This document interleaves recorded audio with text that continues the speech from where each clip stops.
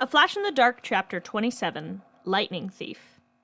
Barry fell to her knees as she felt the electricity pass through her, but no, that wasn't quite right. It was almost like it was leaving, but so much more painful. She screamed, unable to move, as the meta in front of her groaned. She barely noticed his lightning change color, turning from an electric blue-white to a bright golden yellow. She dropped to her knees as he staggered back. She couldn't move. It felt like she'd just had a piece of herself ripped off. She could barely breathe. Cisco, Caitlin, and Dr. Wells were all shouting at her over her comms, but she just barely caught the meta whisper. Too much, as he staggered away. Dr. Wells must have managed to quiet Caitlin and Cisco down, for Barry finally heard only one voice over her comms. "Barry, get out of there," Wells shouted. She tried to race off and made it about 5 feet before she nearly fell on her face.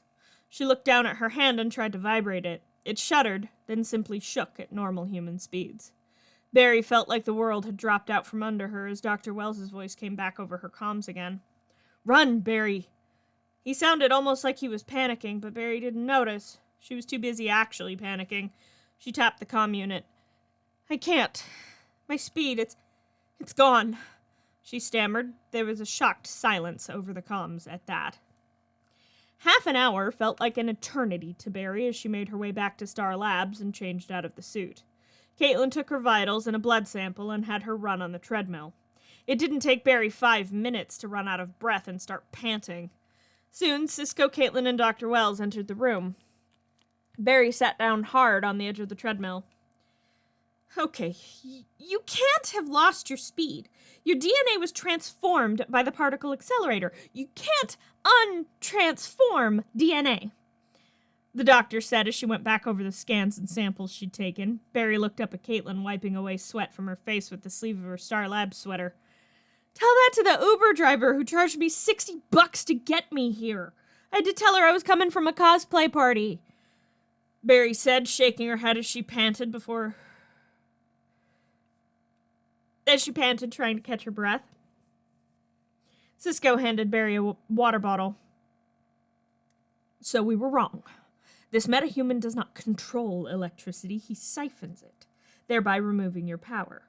Dr. Wells wheeled forward as Barry buried her head in her hands. She took a deep breath and looked back up at Dr. Wells. "Do we think this is temporary?" she asked, sounding confused and more than a little upset. Dr. Wells shook his head. "We won't know until we run some tests," Dr. Wells said, looking to Caitlin. Barry nodded at him and stood. "I need to warn Joe." As she walked to the door, Dr. Wells called out to her. "Barry, we will find a way to restore your speed. I promise," he assured. Barry nodded and left, hailing a cab back to the precinct. She found Joe waiting for her in her lab. "Good, you're okay. We got an alarm at the Petersburg substation. Whole place was covered in more of those electrical burn marks, but no body this time. No meta either," Joe said, raising an eyebrow at her. Barry nodded at her foster father. "Yeah, he probably ran off after he stole my speed," she explained. Joe stared at her for a moment. "He did what?" "A crazy metahuman stole my speed," Barry repeated. There was silence in the room for a moment before Joe looked down at the table, then swept Barry's bright red mug off of it. It shattered on the ground. Barry scowled at her foster father. He stared. "I loved that mug." "You didn't catch it," Joe pointed out. Barry rolled her eyes at him, crossing her arms in front of her. "What part of a crazy metahuman stole my speed didn't you understand?" she demanded.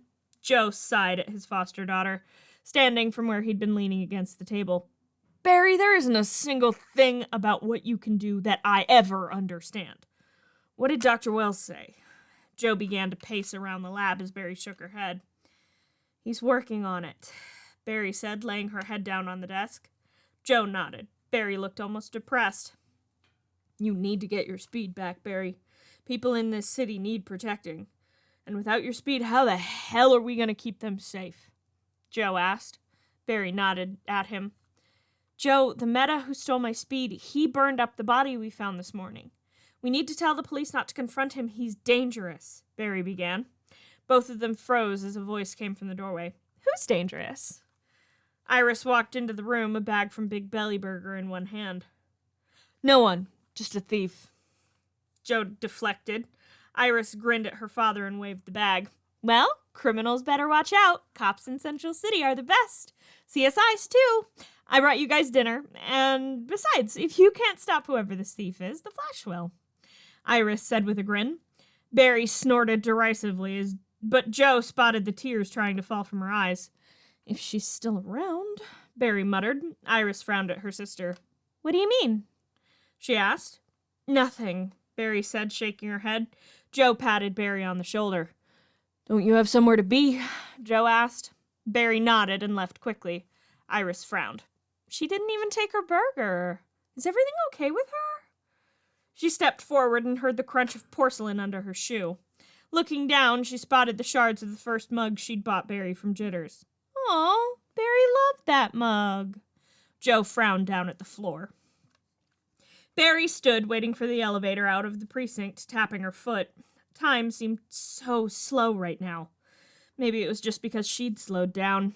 She checked her watch again. It was old, but well taken care of. It had been her father's. The door opened and several officers escorted a handcuffed man into the room. That's a quality timepiece, young lady, the man said as the officers herded him into the precinct. Barry smiled a bit sheepishly. Thanks. It was my dad's, she said, shrugging. The man nodded. He had glasses that seemed to be made from the glass fronts of old watches. They took mine. All of them. The man lamented. Barry shrugged as she pushed the button for the bottom floor. Guess you shouldn't have done whatever it is you did, Barry said, shrugging. The elevator doors slid closed, and Barry hailed a cab back to Star Labs.